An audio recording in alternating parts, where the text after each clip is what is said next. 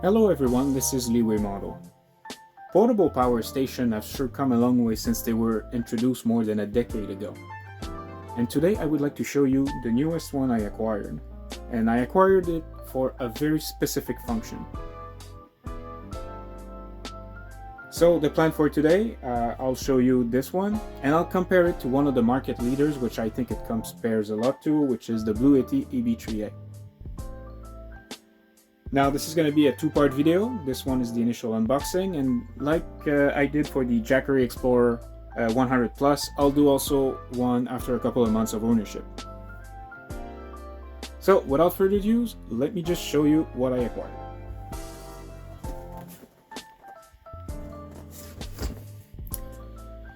This is the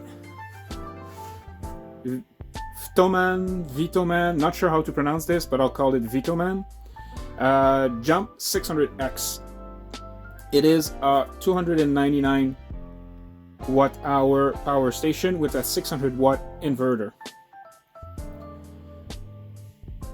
So why did I decide to acquire this particular one? Well, first of all, this company here, I heard a couple of nice things about it, but it's one of the smaller player, and the price on it was excessively good, and I'll tell you all about it a bit further down this video. So what do we have in there? This product has 299 watt-hour of claimed energy reserve. This is, of course, lithium iron phosphate, which is pretty much standard for most portable power station now. It does say that it has battery expandable battery capacity that can be expanded with an extra battery, which I may or may not get in the future. Also, it does have something similar to what EcoFlow called the X-Boost, or the powerlifting modes in Bluetti, as in it can run things which are over 600 watts, but only in resistive types of stuff. So I wouldn't try to run any special like compressor or electronics that would go over that because it might act funky. But anyway, it does have this technology. It does have power delivery, but that seems to be only 60 watts. And also, my favorite feature with it, it's in the name. It's called the 600X Jump, and this thing is supposed to actually be able to jumpstart vehicle. And with the amount of road trip I do, again, next week I'm going on a 1,000-mile road trip, so this thing might come in handy at some point. So that's the one that's gonna stay in the van. So let's open this up.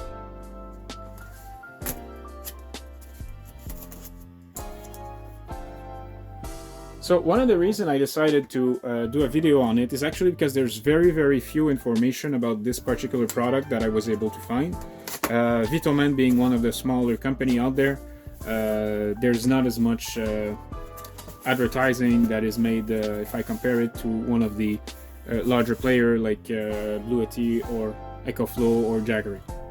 Okay, so what do we have in here? Well, first of all, we got an instruction manual. Yeah, okay. Well, it's pure sine wave inverter in there, but that's pretty standard now. Okay, I can see it already has an external power brick, so it automatically says that it does not have UPS mode in it, which is a bit of a shame, but for its intended use, I don't think it's gonna change much. And yeah, decent instruction manual, fairly well written.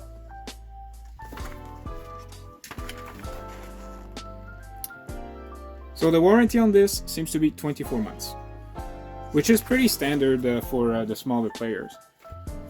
Okay, what else we have? Bunch of stickers, if you guys like stickers. Some of them actually looks pretty cool, but you can see that they do put a lot of emphasis on the car thing here. The jump feature, I'm really looking forward on being able to do a demonstration on that. So do not disassemble. Okay, yeah, don't do anything stupid with it. Don't eat it. Don't use it in a bathroom. That's fine. Okay, let's see what we have here. So the padding in it, regular foam.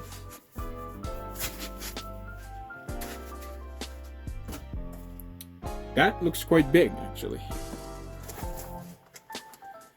So let's see. We had 2 smaller boxes. And here's the power station per se. Okay, let me get rid of the box.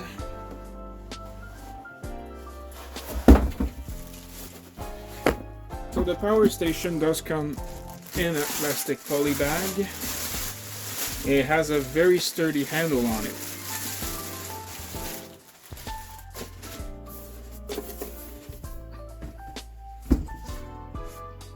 Okay, let's take a look on what's in these smaller boxes. This seems to be actually quite heavy, so might be a bunch of cables. Oh no, it's a power supply.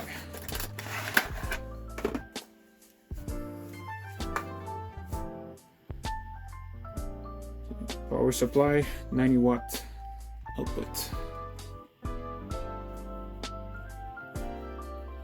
Okay, the cable itself, I've seen better, but I've seen worse. Okay, so that is the power supply. Again, external power supply means that this will not have UPS mode.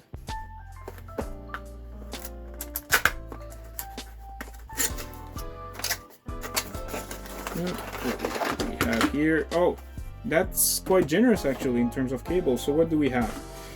We have a 12-volt plug for in-car charge. Pretty good size. This cable actually feels a lot better than that one here. What else? Okay, that's the AC cable for the power supply. And we got 2 extra cables. Here's a USB-C to USB-C cable. I'm gonna test that one a bit later. And here is USB-A to USB-C cable. Okay, so this is what comes with it.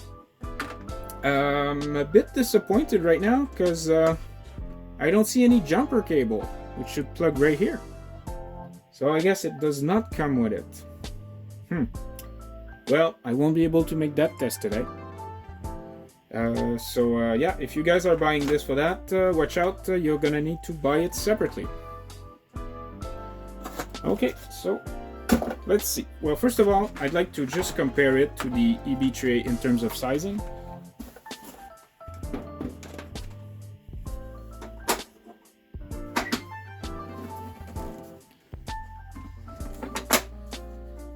So it seems to be about the same width.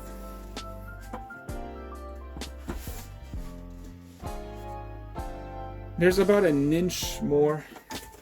If I just do this like that. Yeah, that's about an inch more in depth. That seems to give an advantage to the EB3A. It's the same height. You know, it's roughly the same footprint, just a bit thicker. One thing that I also noticed that the EB3A handle actually hides, and you got like a wireless charging pad here. Here, I do not think that you have a wireless charging pad. I have not seen this written on the box, and also, I mean, just trying to, you know, get something in there is going to be a bit not easy. So, yeah, no wireless charging pad on it. If I look at other differences that I see right away, here we're looking at the light. I know the light's probably not the most reason that people are buying these, but these things, I don't really like them. This, however, yeah, this gives like an area of light. This is much more useful and much more usable. This, don't like it as much. So, okay, we got 3 settings here. Okay, that's epilepsy mode and SOS modes. Okay, so as it's shipped right now, it's at 82% capacity.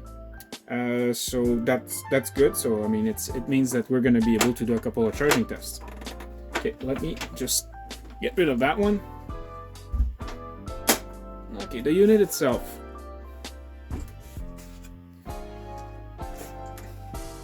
It's not light, I can tell you that. Let me just take a look if I have my scale here. Now, this is a kitchen scale. That's the scale I normally use when I do all my models review. It's able to support up to 6 kilograms. I don't know how heavy this is, but if it turns out it's too heavy, well, you're gonna know it's over 6 kilograms. Okay, let me just stare it first, and let's go. Oh.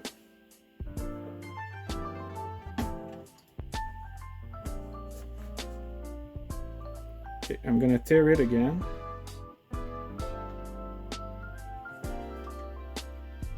Just to allow us to see how heavy it is.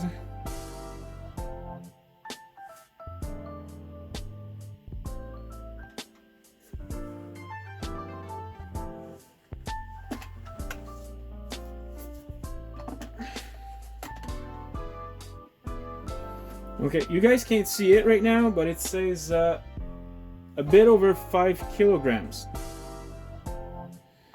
So it's not that bad. It is heavier than the EB3A.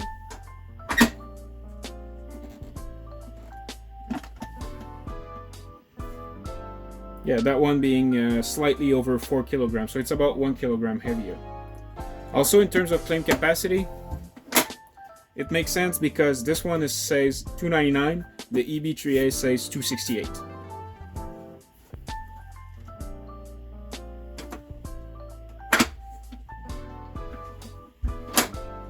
Okay, what about that screen over here? So I guess if I press on any of those buttons, okay, so it gives you the capacity, the estimated time. Tells me right now I have enabled DC. USB, Type-Cs and USBs are both being enabled right now, and AC is all enabled. So you see, oh, okay, here's the fan. Here's a fan in there. So basically, yeah, it's gonna display what is enabled. The EB3A, it's a little light that you're also gonna have on the button. The button themselves, they feel pretty good. They feel on par with what is on the EB3A. I guess this is for the expansion battery, and this is for the jumper cable here, but unfortunately it does not come with it. And let me just double check in the box again, but I have pretty much emptied it, and yep, it does not come with it, so that's a bit of a shortfall.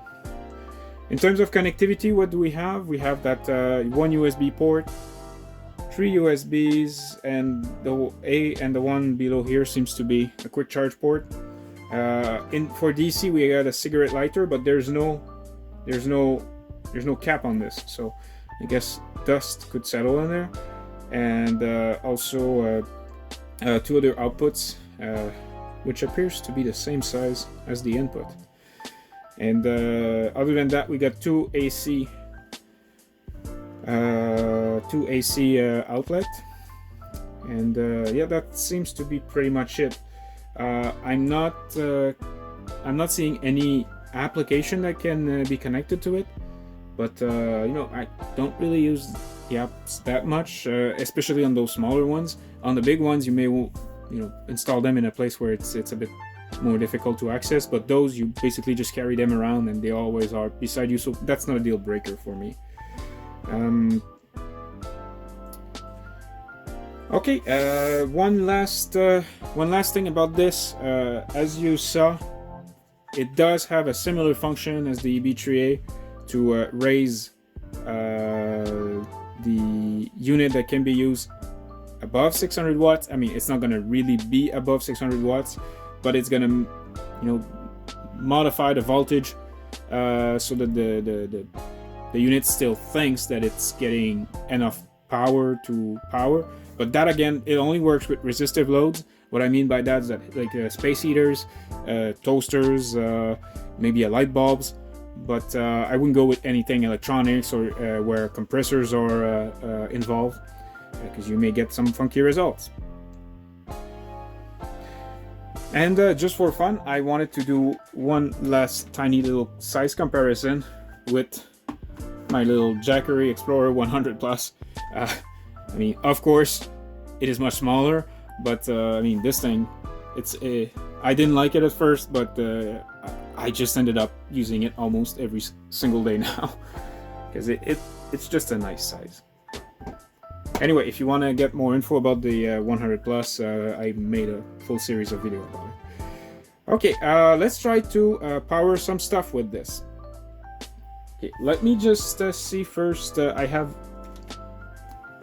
my disposable Wiko phone here that I got many years ago, and when I say many years, it's almost 10 years ago now. In Europe, it uses a very old version of Android, and it doesn't even have USB-C. So I got a good quality USB cable here that I use for other devices, and that's normally able to provide the full range of what a USB-A port can give. So let me just plug this in and we'll see how much it gives. So I gotta turn this on.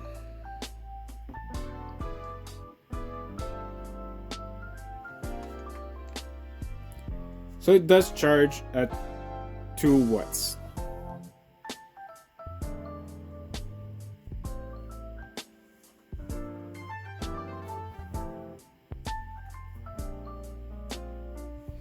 As you can see here, it's at 64% right now, so I would not worry too much about it being blocked by the fact that the battery's too much charged. It should provide the full thing. So this is 2 watts.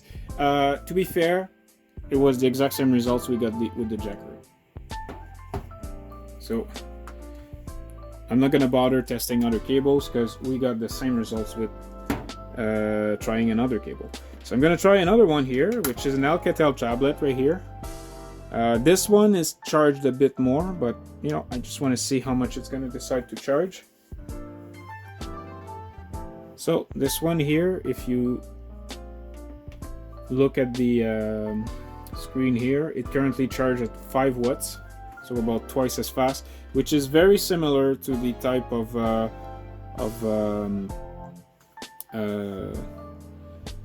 results that we got with the Jackery. So in both cases, I don't think that the power station is what limits it here. So this is also not a brand new tablet. It's about 5 years old. Let me just get something newer. I got an iPhone X right here that I use for my paying job that actually pays for these things. This one uses USB-C on this side and Apple proprietary plug on that side. Hopefully now Apple understood that people hate to have dedicated cable for equipment, and they will now produce the regular USB-C on their stuff from what I've seen. Okay, let me just plug it in. Now this one is charged at 59%, and I currently charges at 7 watts. This is very similar to the results that we got on the Jackery. Actually 9 watts, it increases slowly.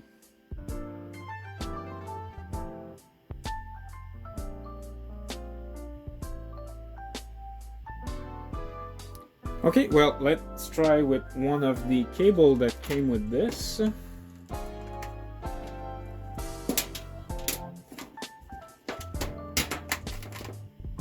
USB-C to USB-C, and I will be connected this one to the phone that's currently filming the video.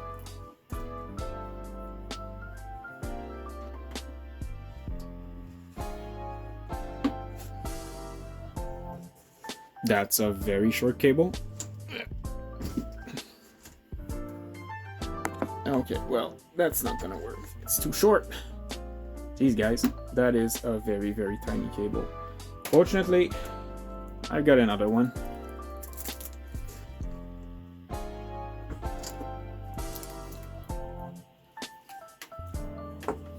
I know this one supports 100 watt, and I know my phone does support a lot more than what was displayed so far. So let's see what it says.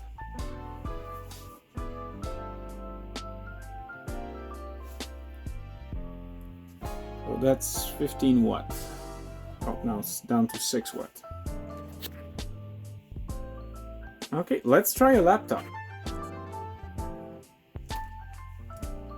Okay, so here's same laptop as before, running the same game as before, Cyberpunk version 2.11. So let's see, how much can we pull with this?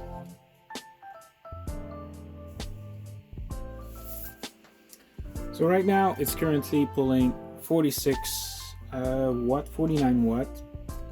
If I just try to make the graphics works a bit. This laptop here has an i5 with Iris Xe integrated GPU. So I mean it's not a dedicated GPU, but it should give you an idea of the fact that I mean it has no problem powering the laptop at all. Okay, so that's good stuff.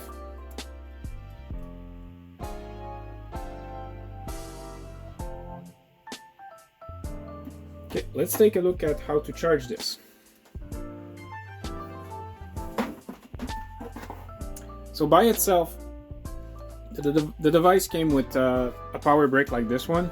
I gotta say I'm not a super big fan of this cable here. It seems a bit flimsy. I mean, we've seen worse, don't take me wrong, but compared to the nice 12 volt cable here, which I think plugs in the same place, yep, very, very different. So let's start with just regular AC charging.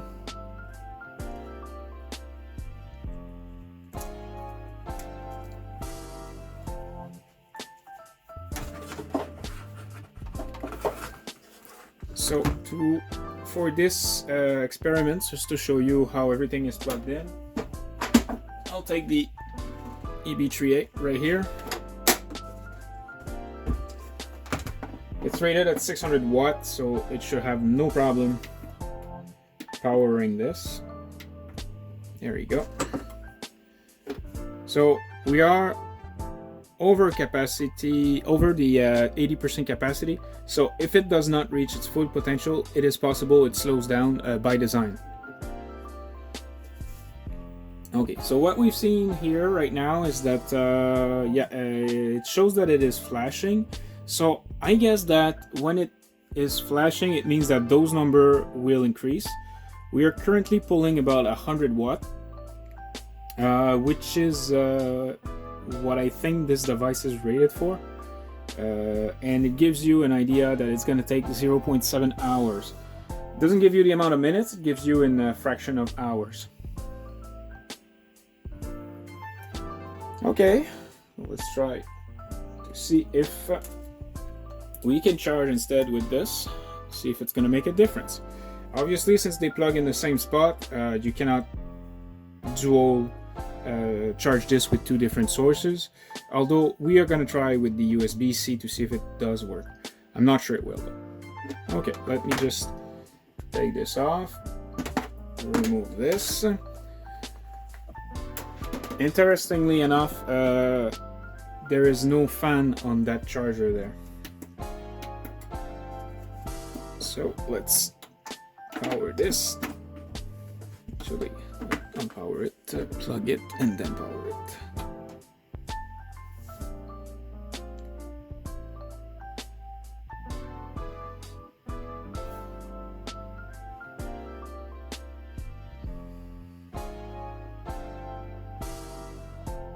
So yeah, 87 watts.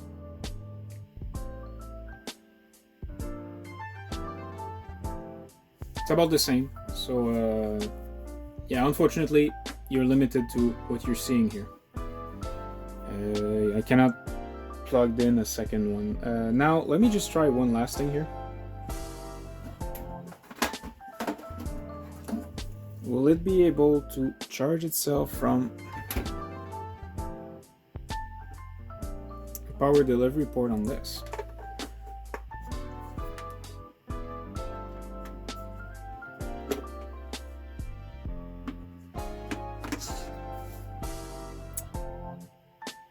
Yeah, okay. The way I'm looking at this right now, I think that right now this one is charging that one and not the other way around. Let me see if I can get a USB-C power supply so we can give a better test with that. Okay, so let's disconnect this. So what I'm going to use now is my laptop's power supply, 65 watt rated for Lenovo. So let me plug this in.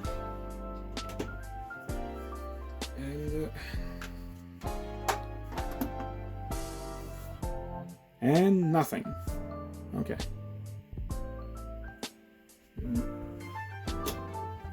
Okay, let me just make sure that it's not an outlet issue. The nice thing with power stations is that you can have an outlet anywhere you want. So, nothing here, nothing here. So it does not charge through USB-C.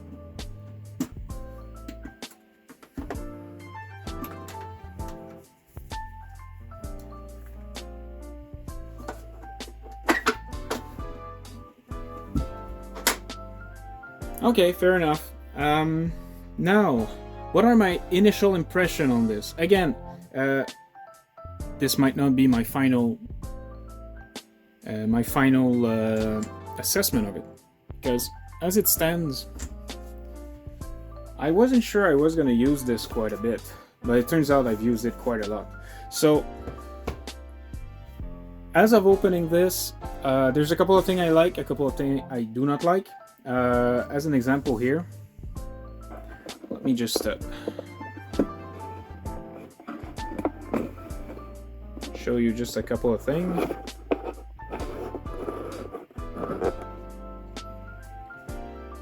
Well, the fact that it did not came with the jumper cable, that was a very big bummer for me.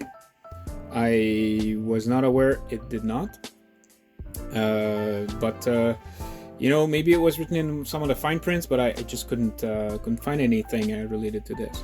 I like the fact it has battery expandability. This is probably the cheapest power station available with battery expandability, and the battery themselves, they're not that expensive.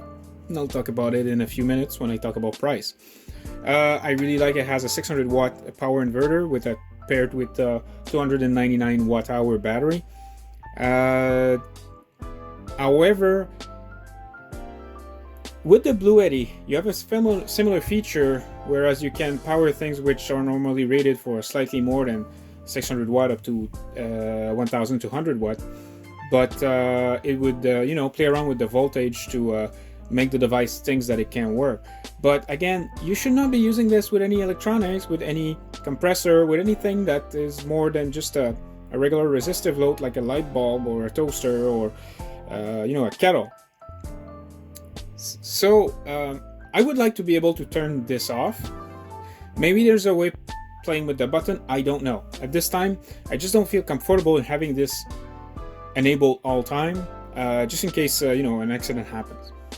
So this, I'll get back in my next video and if there's something that can be done about it. Now, the USB outputs, this device is about a year old from what I read. It does have a quick charge port, it does have the two USB-A ports, but I'm a bit disappointed about the USB-C port. I was expecting this to be able to charge stuff, not just to be able to provide power, but also to charge the device itself. And it just appears to be a 60 watt from the documentation. Mind you, everything I throw at it today during the test, it managed it without problems, be it my phone that I'm filming it, being my laptop, which was capping at something like 50-ish watt. It was enough. But if I was to have anything that required more power, or if I want to charge one of these things faster from this, then I'm capped at 60 watt. Finally, this here, I never understood why some company would not put a cap on this, because this is such an easy way of getting, you know, something bad happening to you. Right now the power is on. If I was to put my finger in there, I guess I wouldn't like what would happen. I'm not gonna do it because that would be very irresponsible, and also I wouldn't want people to do it. Yeah, it also has those two other outputs here, but that requires adapters to be able to get a regular cigarette outlet plug. And I don't know much things that uses this by default, unlike USB-C now, which is becoming quite popular. The input, I think that this is probably one of the weakest point of this device. I don't see how you can bring more than about 100 watt with regular cables that it came with. Mind you, I have not tested this with solder because it's supposed to have an MPPT controller in there. But these are the things that I'm gonna test and try to give you a better assessment once I revisit this in a couple of months. The light I really like. The area light, a big improvement over the one that has just, you know, a little tiny light. So this is good. And one final thing I would say, with the Bluetti, you have a little light telling you what's on and what's off. This only shows it on screen. Like right now, if I, you know, I can just yeah, I guess you're able to see it, but it's not as evident as in the EB3A. If I just show you for a sec.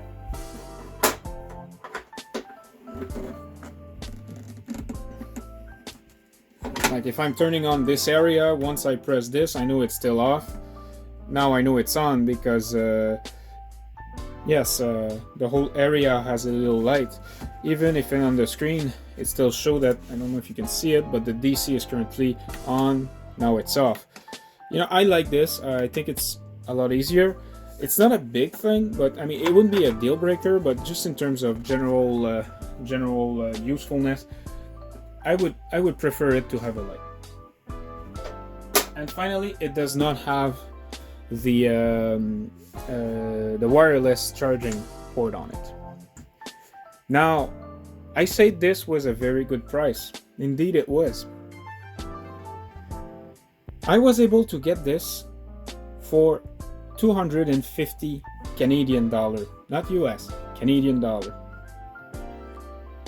To give you an idea, at the time of recording, the lowest price EB3A I was able to find, mind you, the EB3A has about 30 watt hour less capacity. It was around 280 Canadian dollar again. So if you do the conversion, it's gonna equivalent to about 180 US dollars. So how did I do to have such a good price on it? When you see the regular price of this, it's $399, like the EB3A. But between you and me, nobody buys a power station at regular price because there's always a deal somewhere to be made. So I got this on eBay. I've put this on my wish list, then forgot about it. And then I got an offer from Vtoman to buy this for $250. So yeah, I wasn't paid to do this review. I didn't know I was going to do one, but it just turns out that it worked for me. Now, the regular bargain price that I'm going to say for this is around $290. So at $250, what you have here is so far the best